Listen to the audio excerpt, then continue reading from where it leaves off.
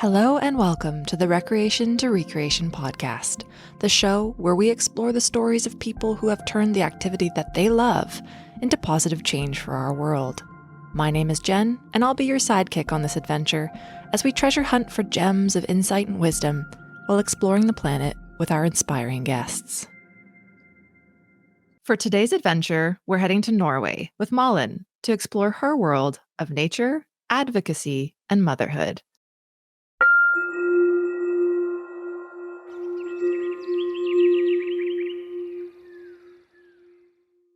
Hi, Malin. Hi, Jen. How are you doing today? I'm good. How are you? I am excellent and so excited to be here with you. I've been looking forward to this. Yeah, me too. Excellent. So, before we get rolling, what I love to do is basically ask our guests to tell us where you are, what it's like there, kind of get us situated in your world. Yeah, so just now I'm at my office. Not very interesting, in a very small place called Kudal. The weather is nice. So picture like an office with white walls and a computer. So inspiring. I know. Amazing. But the area that you live, maybe you could describe that a little bit. Yeah, so I live on a small farm in Andebu. It's in the southeastern part of Norway. So most of what I see when I'm home is fields of barley and potatoes and grass. And we also live just next to the forest. So very idyllic. So now we're in Norway, everyone. So before we dive in, what I would love to do is ask you some of my weird and wonderful questions. These don't really have anything to do with anything, but they end up being quite entertaining. So I hope you are ready. Okay, shoot. Okay, so we're going to start off easy. What is your favorite family recipe? Oh, wow. Maybe my mother's meatballs. My mom And is an excellent cook. what is the most eccentric hobby or recreational activity that you've tried? Hmm. I don't know. Eccentric. Yeah. I did a lot of scrapbooking when I was younger, but I'm not sure if that's eccentric. I don't know. um, It no. could be. To be honest, I haven't had that many hobbies. I've kind of worked on environmentalism my whole life, and that's been both my work and my free time. So Mhm. I'm not sure, to be honest. Yeah, I mean, scrapbooking definitely is there. I would say that perhaps I did do a little bit when I was a kid, but actually I've done more as an adult. Oh, really? I don't know, vision boards and things that you want to see for your life. I think it can be a very cool thing to do as a inspirational thing. Yeah, I agree. And I make these photo albums for my kids now. But when I was younger, it was a lot of cut out flowers and stickers. And Oh, I feel like love of stickers is just something that never goes away. I know. Amazing. Well, that's a lovely gift to give your kids as well. So Yeah, I hope so. I'm sure they'll love it. Do you have a mantra or a motto that you follow? No, but kind of do your best and reminding myself that happiness is not constant and you cannot have it always. And if you did, you probably wouldn't be happy anymore. Having some sorrow in your life is important to feel happiness. I love that. Oh, thank you. That's why I love these questions because you end up with just these little gems of wisdom that come out. I just love it so much. Okay, this one's like one of my favorite questions that I ask a lot of people because there's kind of this theory that either you're like an early morning person or a late night person. And we talk about this going back to caveman days that you either guarded the cave at night or you were the guard during the day. And I am definitely a day person. I love to stay up to look at stars and stuff, and then I'm like, "Okay, bye." But I'm curious, would you consider yourself an early morning or a late night person? So I'm definitely a late night person. I think if I had the chance to wake up at noon and go to bed at 4 o'clock, I would prefer that. But having kids, that's impossible. So after I had kids, I've turned into this morning person, waking up at 6, going to bed at 10, and I actually like it quite well. Well, that's good. I mean, it's all about flexibility, right? In different periods of your life for different things. Oh, yeah. But I think maybe I will keep this morning thing because, mornings is really nice when you get to know them. Yeah, sunrise is just a really special time of day. Yeah, I agree. What's the most beautiful place that you've ever seen in person? Actually, when I came to the Lofoten Islands for the first time when I was about 18, that's the northern part of Norway, I was just like, wow, this is the most incredible place I've ever seen in my life. I want to live here. Mm, And after maybe 10 years, I decided to do so. I moved to the Lofoten Islands for 3 years. So, yeah. And amazing. maybe also crossing the Atlantic, seeing the stars above Mhm. us, and there's nothing. You're on an open space, and there's really nothing to see. That was quite spectacular as well. Mhm, I think we share that in common. The middle of the ocean, just knowing that you're closer to people on the space station than you are to people on land. I know. Yeah, I just love that, and just the expansiveness of it all. Mhm. And I also love that you moved to where you fell in love with. If you haven't seen photos of the Lofoten Islands yet, I recommend Googling it, and I'm sure you will just get this. I want to go there. If you could trade places with anyone in the world for a week, who would it be? Oh, wow. I think it would be really interesting to understand how Donald Trump thinks, just to kind of get it Mm, and maybe not get it. mhm. So, yeah, maybe Donald Trump, just to experience what kind of madness is all about. I love that. That came out of total left field for me, so I'm I love that. I also wonder because, with these questions, they come out, but I'm like, "Okay, but what are the stipulations?" If you trade places with him, do you keep your mind, but you're just in his body living his life, or do you get Yes, to see into his mind? I hope both. I hope I can kind of keep myself, but Mhm. also kind of, I don't know, like a parasite that I can dig into his brain and then understand where everything comes from. I get the knowledge he got or the non knowledge, if that's what it's all about. Okay, let's go with Uh, that. I love that. yeah. So Haven't you wanted that just to kind of crawl into someone's mind? yeah, oh, absolutely. That's why I asked the question. Yeah.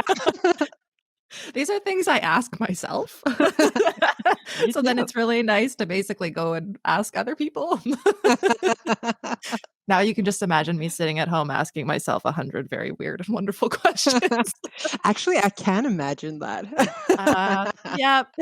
Yep, it's the vibe. At some point, you should interview yourself, Jen. That would be interesting. Yeah, well, maybe we'll think about doing that someday. For now, I'll just continue to interview myself in private, get to know Oh, myself. I mean, isn't that basically the thing, know thyself, ask yourself the weird and wonderful questions and see what makes you tick. yeah, Amazing. Oh my gosh, I definitely. love that segment of the interview so much. So, thank you. You're very, very welcome. I always like to start these interviews with a bit of an origin story. So, harkening back to when you were born and how did life all begin for you? So, let's get to know you. Where did you grow up? I grew up in a city called Kristiansand in the southern part of Norway, just next to the sea, the youngest of three. I have two wonderful parents. I guess I've lived a very protected life, haven't Mhm. really had any worries at all. So I've had the pleasure to use the ocean and fjords as my playground. I'll say I've had a really, really nice childhood. The city that I grew up in is quite conservative. They call it the Bible Belt. And to me, that was a bit too. I thought it was hard to be myself in a way. So I left when I was about 17 to explore Oslo, the capital city. Obviously, we're going to delve deeper into all of the amazing things that you've done, and especially your advocacy work for nature and the oceans in particular. I definitely think that growing up by the sea has given me a love for the ocean. At the same time, as when you have it there all the time, you maybe don't understand the importance of it. But I also have a mom that's very interested in nature. And I'd say she's an environmentalist too. So we've Mhm. talked a lot about protecting nature, protecting animals, climate change at home. So I'm sure my childhood has brought me to where I am today.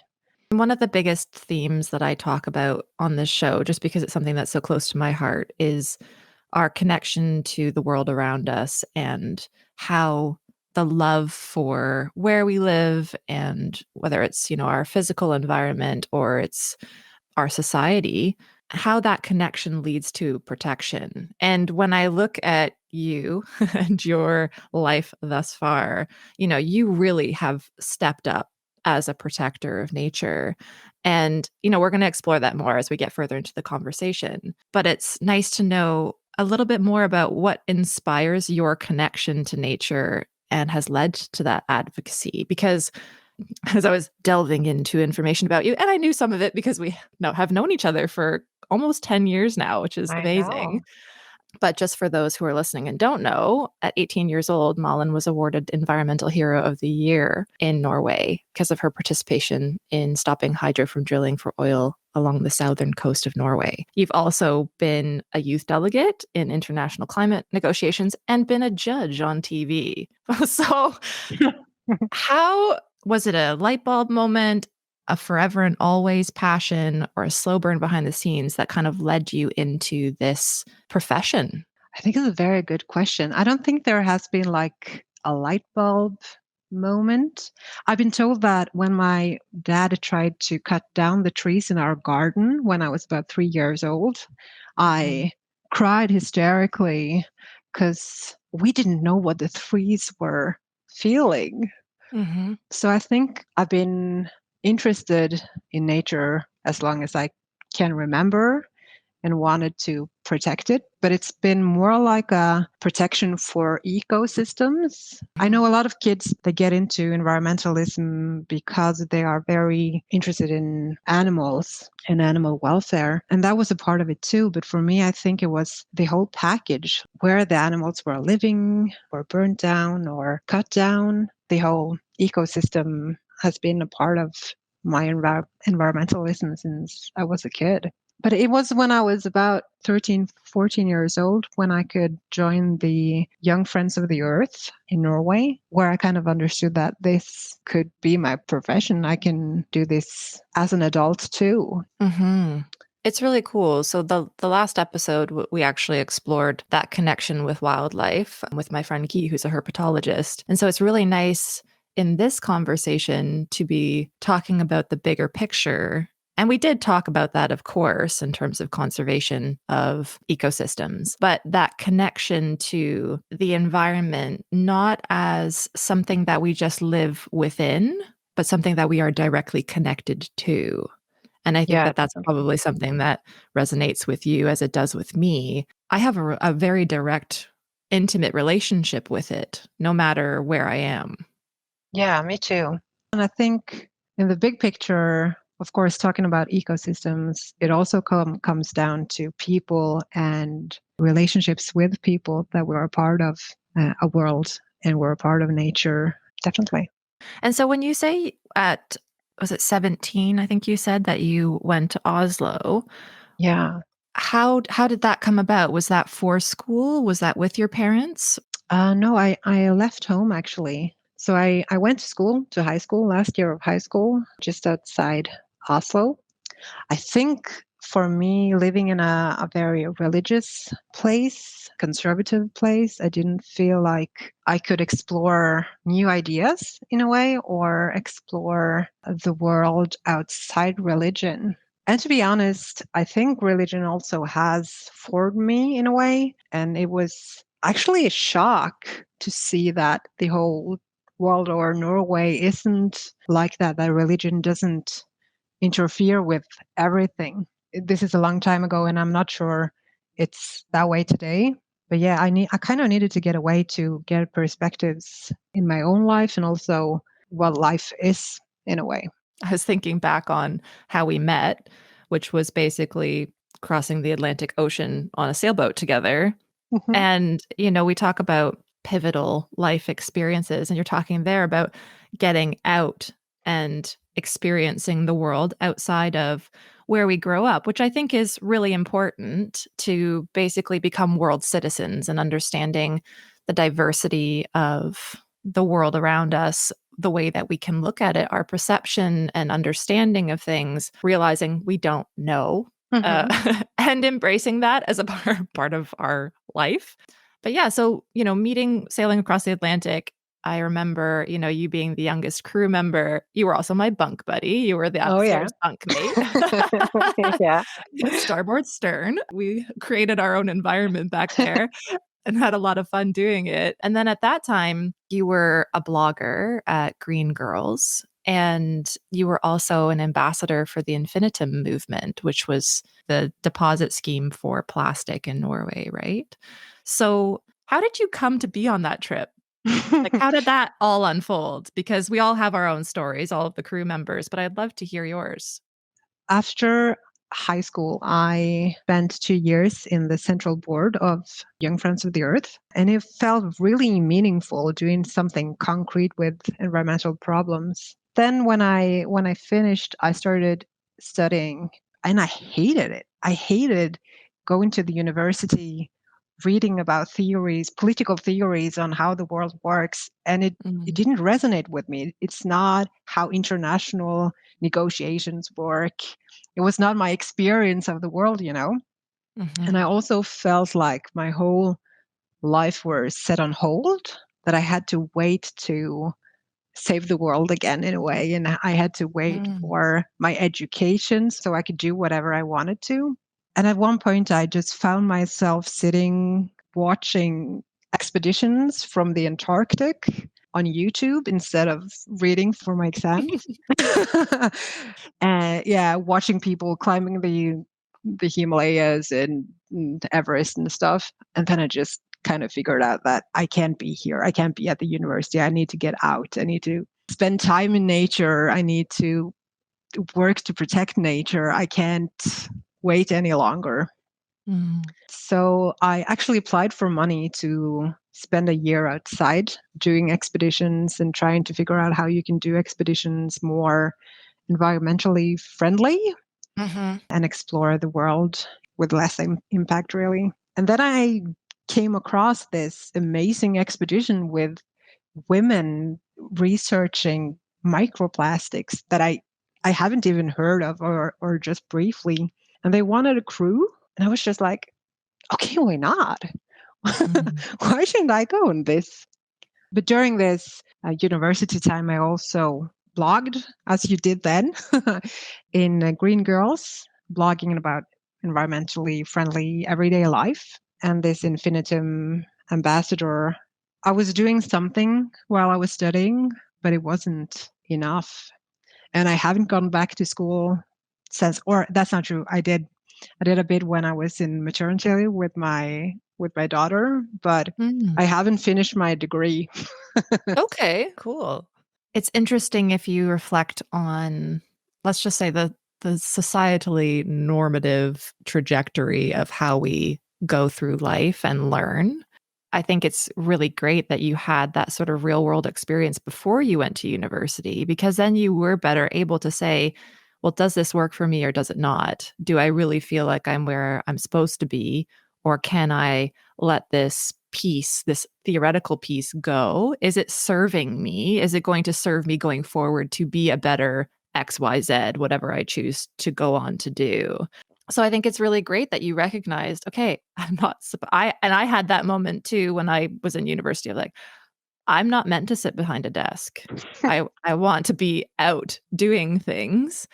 And I felt, I think, a similar pull in terms of I very nearly didn't finish my master's because I so desperately wanted to just go do the thing, be out making environmental films and my own version of advocacy for environmental protection. So that very resonates with me quite a lot. Yeah. And I think that people who are passionate about whatever their little slice, and that's the whole point of this podcast, is like we all have our own passions. That's the beautiful part of being human. We all have our thing that we're so excited about that you get up in the morning and we just can't wait to either do it or learn more about it or whatever it is. And so I think if you have that pull and you give into it, it can be really hard to find yourself in positions where you feel like you're not doing it and you're not active in that passion. Where there are points in life where we do naturally find ourselves in periods of and necessary periods of rest and taking a break and just allowing ourselves to be versus do. I think that's really important. But that's something that's come to me a lot later. Now, being on the other side of taking that time, it can be a really powerful way of revisiting sort of the foundations of how you do things. Hmm. So I'd love to know how it went from being in university, going on this expedition that we went on, and then from what I thought from your timeline, getting straight out of university and like, bam, I'm in Norway, beautiful. So maybe you can tell me a little bit about how that transition worked. So this expedition that we were on, it was crash course in marine plastics. Mhm. And it was something I knew a bit about, but not a lot. And I think a lot of what I thought I knew was wrong. Mhm. I think I got a lot of knowledge very fast, and this new passion had just started burning. I wanted to work with the ocean. I wanted to work with plastics. Yeah, and this expedition itself, it's the most amazing thing I've ever done. I think this was the one mark in my life where I can Mm. see like a before and after, except for being a mother. That's also before and after having Yeah, kids. sure. But this expedition was what transitioned my life working with this full time. So when I got home, I tried to go back to the university, was restless as ever, as you do. After you come home from an expedition, you just want to go out on another one. But Mhm. they called me from Keep Norway Beautiful and asked if I wanted to work for them. There is not a lot of people that work with plastics in Norway, or it wasn't at least. Now it's a lot of people. And I said yes. And I was supposed to work there for 6 months. And then I stayed for 3 years. I've been working a lot with volunteers, volunteer beach cleaning. And it has been like this amazing journey from not knowing anything to be one of the experts in Norway. Yeah, it is quite challenging working in Oslo. I think Oslo is was the main problem that you can do everything. You can go to all the breakfast meetings you want. You can have 1,000 meetings a day. You can work 12-hour days, and you kind of never feel you do enough in a way. Mm. I actually got pretty exhausted, even though it was fantastic and very rewarding. But at some point, I just felt like I was just working. I didn't do anything else but work, Mhm.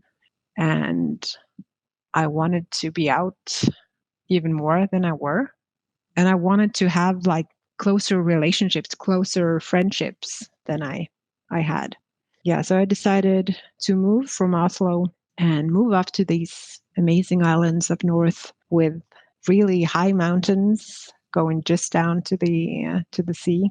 So I quit my job in Keep Norway Beautiful to move to the Lofoten Islands, and I got a job in where I am now, Salt, which is a research and consultancy company working on ocean related topics. Mhm. It's interesting. I was just going to go back to what you said about going on the expedition with you kind of had expectations of what marine plastics meant and what the situation was. I had a similar experience in terms of I actually didn't know a lot. And when I came across the expedition as an environmentalist, kind of ashamed that I didn't know that this was such a pervasive issue. And that was what really, Yeah. going, I got to go on this thing. Mhm. I was like, I need to go and learn about this and understand it and share it. And that was my perspective, was coming on board as the filmmaker, right? Mhm. Which also led to my demise of seasickness, as you well remember. Oh, yeah, you were seasick, like, half of the trip, even more maybe. Yeah. But then continued to sail for another 5 years, so You obviously did. didn't put me off. But, you know, talking about having these experiences be these pivotal moments of I can look at that and say that there's a before and after, I think is a really wonderful thing to reflect back on. And it doesn't have to be some great big expedition like we went on. It can be, as you said, having your child. Have it can be a job shift. There's so many things that happen in our lives that I think we can also choose whether they're going to be pivotal moments as well. And how we look at things is so important in terms of how we then live our lives out and sort of say, okay, I'm going to make this a pivotal moment. Like there are things that happen to us externally that, of course, like fill us with this, either a sense of wonder and awe, or can sometimes come through as like a frustration or some anger, especially when it comes to the way that we see others treating the environment or whatever your thing is. But I think that that's something just really important to mention, is that there are these moments in life that happen to us, but also for us. And it's up to us to make them into what we want them to be. Hmm. Yeah, I totally agree. So I think also one of the things that was amazing about the X expedition wasn't just the knowledge, but I think also the relationships that Mhm. we gained. It's very strange to be 14 women on board a ship for 3 weeks. You kind of have to make sure that everyone is okay, not creating conflict, and you get to know each other in a very different way. And I think also that not having any reception, you can't stay on your cell phone, you have to be very present, was also a very important part of the trip. And I think just to log off social media for a while for everybody can be this pivotal moment to understand that there is life outside Instagram. That's something for all of us to think about. You don't have to go to the middle of the ocean, have no reception to hang up and hang out, but you can actually do that anytime. But it can be very hard for people. There's a lot of people who do live a very active life online, and there's nothing wrong with that. But I think that these situations that invite us to be very present with where we are and what we're doing and who we're with, as you were saying, is definitely something to place importance on. And so I'm curious, when you chose to move to the islands, was that a part of it? Was disconnecting a little bit, maybe recreating that space that you had on board Sea Dragon, but maybe within a different context? Yeah, I think you could say that. I moving to a very small society or community is very different. Living in Oslo, I didn't even know my neighbor. I didn't Mm. know his or her name. And living in the islands or on the islands, you could pass by and go for a coffee at your neighbor's house without even calling them beforehand. Just really slow down life.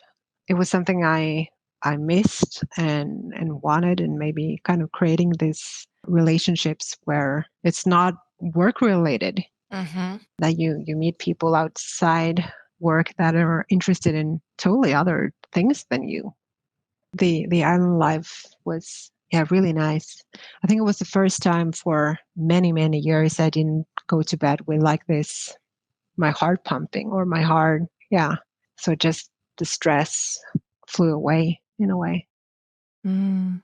It's interesting when I reflect on, we were talking about this, but quite a few of the women that we went on that cross ocean voyage with have ended up moving to small communities, actually on islands Yeah, that's across true. the world, seeking, quiet community and nature, water, being immersed in beautiful places across the planet. So I'm curious to learn a little bit more about the work that you're doing. So you have kept your job despite the fact that you have now moved from the islands. From what I understand of SALT, it's as you were saying, a sort of research and advisory company that specializes in the Arctic. Arctic and Ocean Conservancy. What is your role within SALT? So now I'm the CMO. I work on getting in new projects to the company. But I've been the group leader of the group working on marine plastics for a while, and then also group leader for the group working on environmentally friendly coastal development. So I've done quite a few things, but I guess like I'm always coming back to plastics. Either way, where I am. So one of the projects that I manage now is professional coastal cleanup. So not volunteers this time, but it's professionals cleaning the coastline. Wow. Yeah, and it's pretty amazing. By professionals, what do you mean by professionals? A lot of them have worked in some kind of nature restoration. They are professionals in litter picking, actually.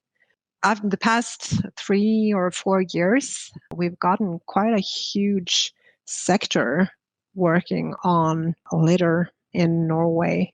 And it's funded by like a recycle scheme. It's called the Retailers Environmental Fund. So every time you buy a plastic bag at your shop, 2 kroners, as we call it, I guess it's like half a dollar or something. No, maybe not that Mhm. much. Goes back to this fund that's funding cleanups, both volunteer cleanups, but also this professional cleanup program. Yeah, so it's pretty cool. That is really cool. I was just about to literally use that word. That's fantastic Yeah, I and agree. so exciting to hear about. I feel like that is very innovative and not something that exists, at least not that I've heard of. Do you know of any other programs around the world that exist like that? No, I don't actually. So you're Um, at the forefront. yeah, I get Salt is project manager for several like regions, so I'm managing one region. The initiatives come from this environmental fund, the retailers environmental fund, and I guess it's a way of responding to EU's plastic regulative. We want to phase out the usage of plastic bags. Right. Paying for them is one incentive to bring your own tote bag or whatever. But the money have to go somewhere. And luckily, it's gone into waste picking. That's at least trying to be full circle in terms of cleaning up what you're contributing to by buying and using plastic bags if you're not reusing them or properly disposing of them. Mhm. I also noticed that you're part of a think tank. Of course, environmental think tank. It's called POM. It started as a magazine, an online magazine, having really good writers doing really good research. But after a while, we figured that we don't have a green think tank in Norway, and maybe we should go into this, conflicted environmental cases or questions that we either don't talk about because it's too hard or too the debate is too harsh actually. Volatile. Yeah, volatile. It started a few years ago and we're still building it up. But this year we will have a conference on nuclear power just to kind of understand why Norway has said no to nuclear energy always. But in a climate crisis, all energy forms use some kind of nature. You have to build down nature to have windmills or solar panels, or all energy has consequences. So going into this nuclear debate is it's tough, and I'm not sure if it's the way to go. But I think it's important to talk about things that we have declined for a long time. Hmm. In a climate crisis, we need to look at all possibilities. So, from an external point looking in, it's basically an arena to explore different options, to get curious and to facilitate open conversation about things that can sometimes be very tricky and volatile, I guess, in terms of discussion, but to basically bring in different perspectives and give them a space to be within the political context. Yeah, that's a good summary. Nice. Yeah. And so were you one of the founding members of this, Malin? No, I've been there since it started as an advisor or something like that. But it's the past year I've been, what do you call it, the chair of the board. Okay. So it's very interesting. I hope it can grow and become a voice in the public debate. But at the moment, we're slowly growing. These things take time, but I think that's sounds like a very worthwhile place to put your energy in terms of working outside of the normal structures of politics, but hopefully opening up some dialogue that can mean that more diverse voices are heard. Yeah, I hope so. And also maybe depolarize the debate or can kind of open the space for a lot of ideas. Amazing. So you've got this one side that is extremely active out there in the world, impacting real wide scale change. And then I'd love to get back to a little bit more of the balance of your life. So you found yourself in the Lofoten Islands, a little bit quieter lifestyle, sort of trying to build out the side of your life that wasn't just about being an environmentalist and being work focused and facilitating relationships with people who are passionate about other things, which is Yeah. really important for all of us. I imagine what you're saying is probably very evocative for a lot of people who are extremely passionate about something, and that we get very, very focused and can sometimes find it hard to diversify, get a little bit too linear in our thinking. And there's a danger when we do start to diversify going a mile wide and an inch deep on a bunch of different things. But when we can utilize wider understandings of what it is to be passionate and how different people are approaching their passions, it can sometimes really allow us, when we do get focused and we are an inch wide, we can get a mile deep, but have a totally different way of doing things so that we're not coming at something from just a very specific way of doing things in the way that it's always been done. Like I'm thinking about your think tank, for example, right? Mhm. You're basically looking at, okay, well, how have other people innovated and disrupted? And how can we bring that to something that I've been very focused on? Mhm. What I'd love to talk about now is how you've brought things that you're passionate about. So, environment, connection to nature, living sustainably with nature, developing then healthy relationships with community. And then now you're in the midst of motherhood. And I'd love to just know a little bit more about how that has all played out in terms of moving to the islands. And then you've found this job, which sounds like it was really well aligned with what you wanted to be doing, but also allowed you the space to have a healthy personal life, which is really, Yeah. kind of integral to this whole life thing. So I'd just love to explore that a little bit more with you. So when I finally got the chance to meet people doing stuff that I wasn't or didn't know anything about, like the military or cars or whatever, I met my boyfriend. He works in the military and kind of being more open-minded to get to know people, what make them tick. We met in the Lofoten Islands. We started dating, and after a while, we got pregnant. He lived in Oslo, and we kind of wanted to explore the possibilities to live both places for a while.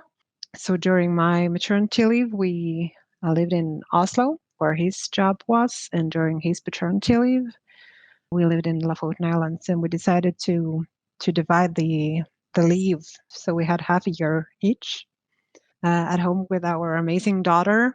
So we had like this year of adventure together as a family, both in Oslo and the Lofoten Islands. And of course, we did work still, but life changes quite a lot when you have a baby. What's important in life is is different. Of course, environmentalism will be a part of me my whole life. I'm sure of it. But now, kind of bringing things down and taking the time to explore the world the way my kids explore the world. Everything is new, everything is interesting, and it's so rewarding. Had a year together where we had a lot of outdoorsy adventures, just, in our backyard. Our second child came, and we understood we needed a bit more help living very far away from our families. It's tricky. And it's also, I wanted my kids to know their grandparents and their families. So we decided to move back south. And we bought a small farm, not so far from my boyfriend's parents. And now it's strange. I've always been this super restless person, wanted to explore everything, wanted to travel the world. And now, kind of just being at the farm with the kids, growing vegetables together, making food together of what we've grown, having chickens, having a lot of eggs, just making food, being closer to nature, but in a very, I guess, like a slow life. Still we both work. The kids are in kindergarten. My youngest is a bit over 1 year old, so it's super hectic. Yes. It's still like a super hectic life, but I guess like the free time that we have together doesn't have to be on a sailboat or on the top of a mountain. Just, looking at the plants grow is really rewarding. I think we call that beautiful chaos. Yeah, beautiful chaos. It's exactly what it is. I think it is fascinating. I had written down, I think one of the most wonderful things about being around kids is that you do see the world through new eyes again. And it's almost an invitation to revisit everything and question what you think about it. What beliefs have you come to throughout your life? And can you question everything that you ever thought? I mean, kids are amazing. They are such a gift to all of us. First of all, to remember to bring joy and wonder and awe back into our lives, which can sometimes fall to the wayside when we get so deep into the responsibilities of adulthood. Yeah.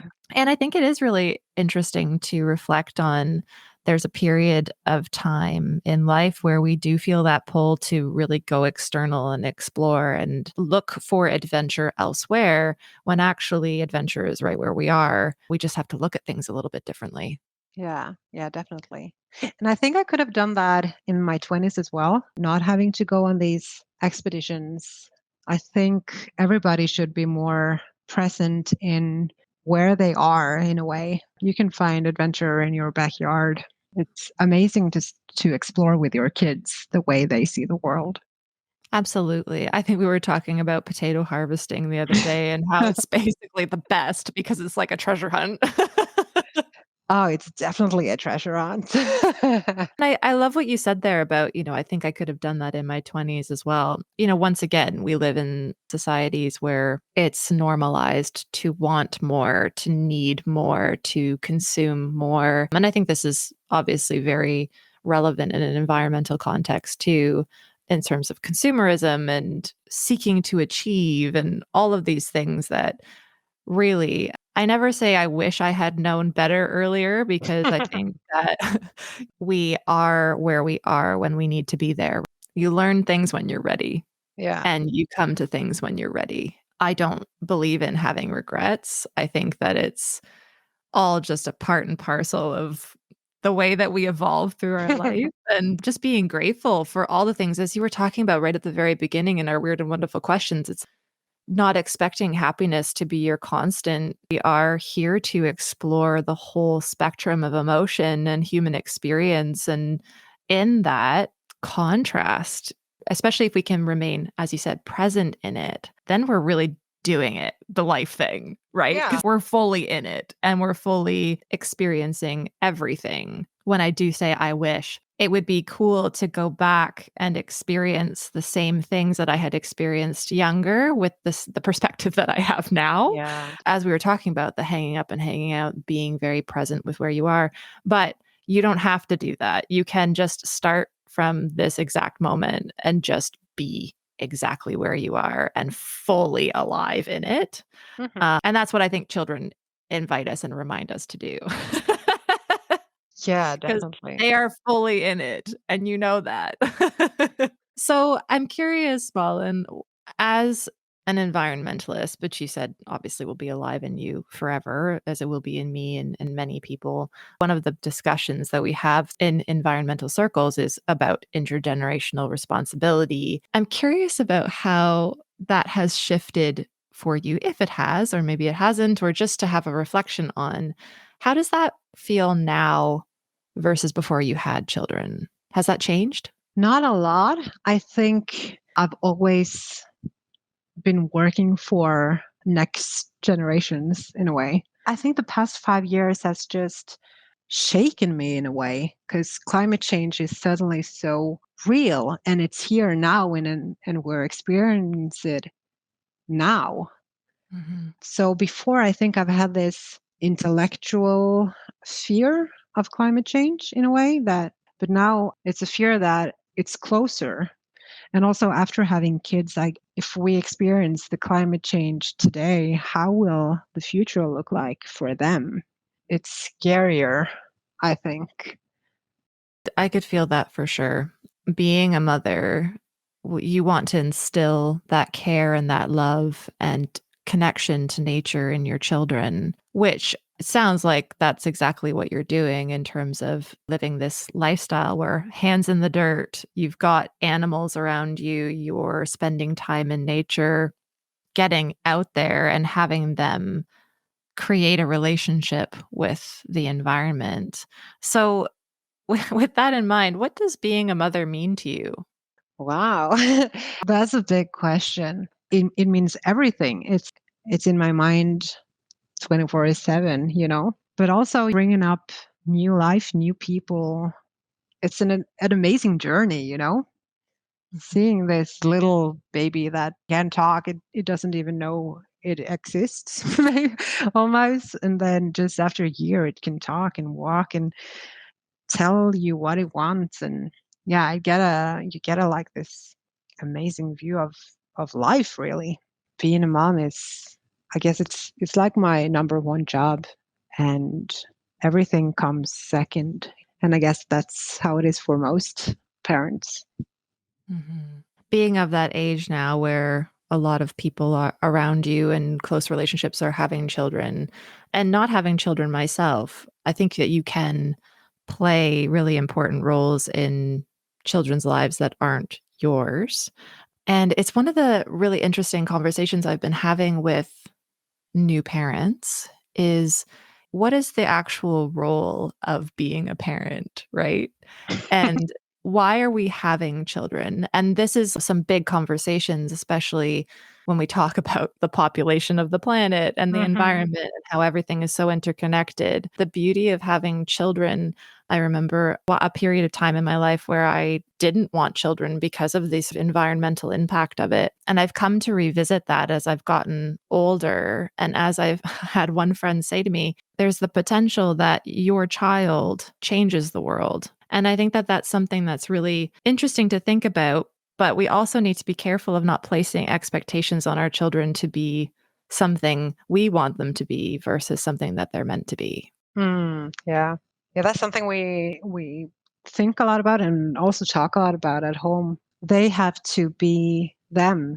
And I think my main role is to support and to love. The most important thing for kids is love, knowing that they are safe. But I don't want to put the pressure on them that they have to be anything. They can be themselves. But I think having good values is important to the world too, you know. And you don't have to be like an Einstein or an amazing person, but you can exist in the world doing your best. That's beautiful because it just went for full circle to when I asked you earlier what your motto or your mantra would be, which is do your best. Wow, what an amazing conversation this has been. I've so enjoyed it. I'd love to know what cause you chose for this month's recreation donation. So I think we have to go back to where I started in Young Friends of the Earth, Norway. It's an amazing organization working on environmentalism, of course, but I think being in a youth organization, you understand democracy. You get this crash course in democracy and how society works. We call it hjertesak in Norwegian, like heart cause. Yeah. I love that. That's wonderful. So, if people choose to support, obviously we will be donating from Recreation, but if people choose to support, where does that money go? It goes to the organization, and now they are working very hard to stop Norway dump mining waste in the fjords.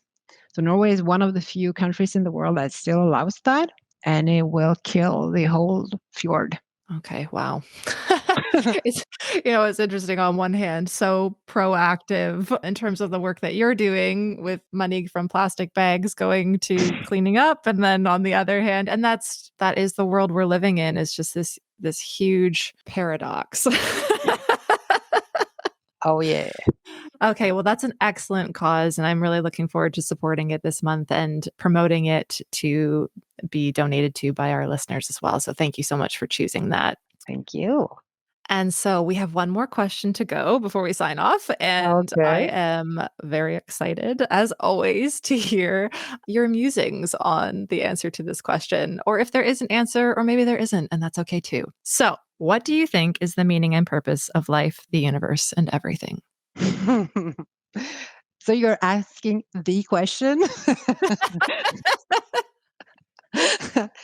Yeah, you know what? I don't believe there is a meaning or purpose at all. I think it's like this amazing coincidence, or what do you call it, a serendipity, Mm, that we are here, and there is no meaning behind it. There is no purpose behind it, which means that we have to make the purpose. We have to make the meaning in life and the universe and everything. And that goes to finding your passion, finding those good relationships, and trying to leave the world and universe a better place. Finding your purpose. that's perfect. This is the thing. Every answer to this question is perfect, right? That's the whole point is we don't know. We don't know. Get really comfortable with not knowing. And by not knowing, it's like, I guess, if it was a God, or if it had a purpose, I think we should have known, or I think somebody should have written like a note. Like a memo. Yeah, a memo. So your place here, this is how you do life. This is the meaning of it. Yeah. If it's all just a coincidence that we are here, to me that's just fantastic. you know? Beautiful. That was awesome. Well, thank you so much for today, Malin. I had been looking forward to this conversation for a very long time, and it was just such a beautiful exploration of everything that I expected it to be and more. So, thank you for all the amazing work that you're also doing to positively impact not only the environment in Norway, but I know that the lessons and information that you are creating and disseminating is inspirational for people around the world. So keep inspiring and keep getting curious and exploring right where you live with your babies.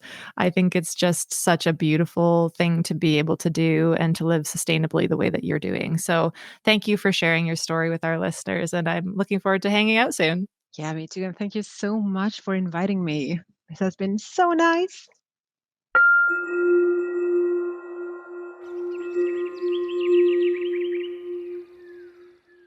This month's recreation donation is in support of Young Friends of the Earth Norway, also known as Nature and Youth.